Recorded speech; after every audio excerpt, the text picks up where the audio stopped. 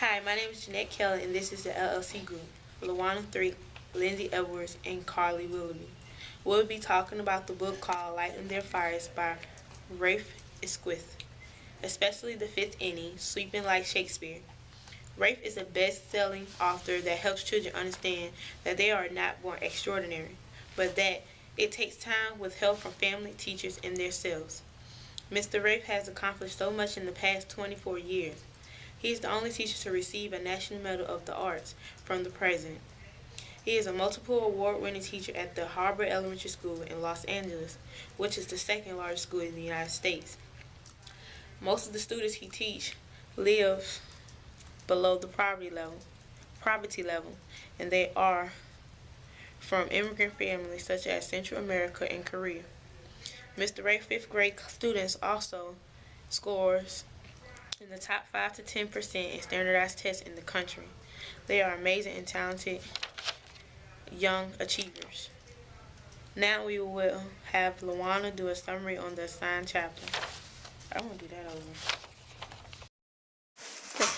With the fifth inning about to begin, Jessica and Yo-Yo wanted a bottle of water. On her cell phone, the teenage employee was in no hurry to help them. She brought a Coke and Cracker Jacks out instead of bottles of water. When she came back with the correct items, she gave them back the wrong change. The children were kind enough to let her know so she wouldn't get in trouble for giving too much money back. Benjamin Franklin wrote, "Anything worth doing is worth doing well." This statement needs to be instilled in our children. Many people do not take pride in their work.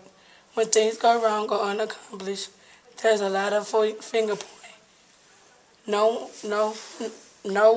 one person is responsible for the society's bad work ethic that makes ordering a cup of bottled water difficult.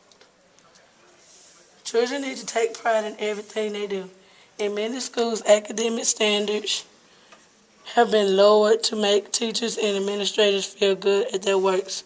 Parents should be aware that the grading policies are often played as bad work ethics. Children these days are being taught that actions have no consequences. Watching teachers, parents, and peers every day, children learn more important lessons than just what they see at home. People make judgments every day. A few months earlier, the students went to Arizona to demonstrate language skills to a group of dedicated teachers. Even though there were obstacles on the trip, the students realized that going through obstacles can bring out the good in people. On this trip, they learned the differences between people who take pride in their job and people who take pride in others. Adults complain that children do not understand the actions or consequences. Whether at school or home, they often show an attitude of enlightenment. From a child's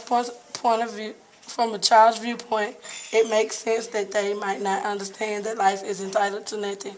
Teachers are often frustrated because the power of discipline has been taken away by bureaucratic forces operating from a no child left behind mentality.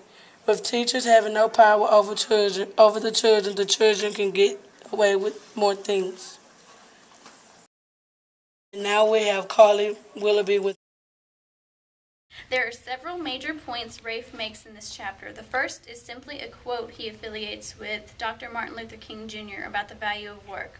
It is, "If it falls to your lot to sweep streets, sweep them like Michelangelo painted pictures, like Shakespeare wrote poetry, like Beethoven composed music." He says that children need to take pride in all they do. If they are going to sweep streets, they need to do it like Shakespeare. If everyone who has a mediocre job swept like Shakespeare, so to speak, we would be in a better world because everyone would reach their full potential. His second major point is that his students were not born extraordinary. They were guided to become special by way of teacher and parent support and encouragement. They are not extraordinary because of intellect or talent. They overcame tremendous obstacles many children would deal with in dangerous ways.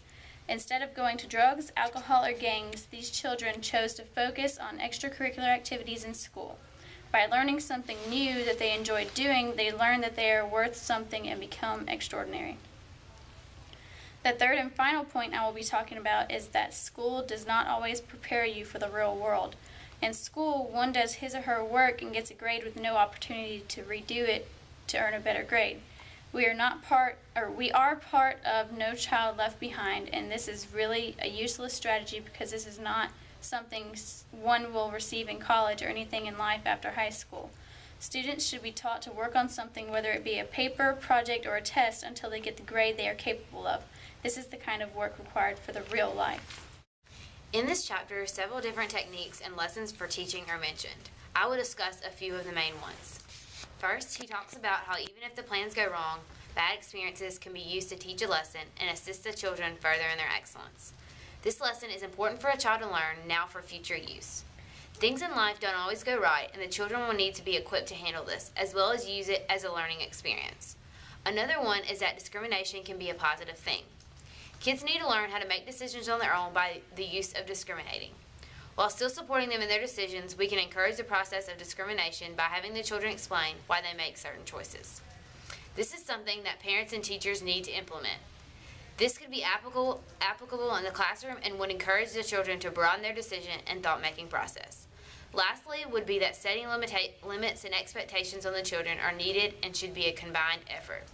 Parents and teachers need to work together to help the children succeed.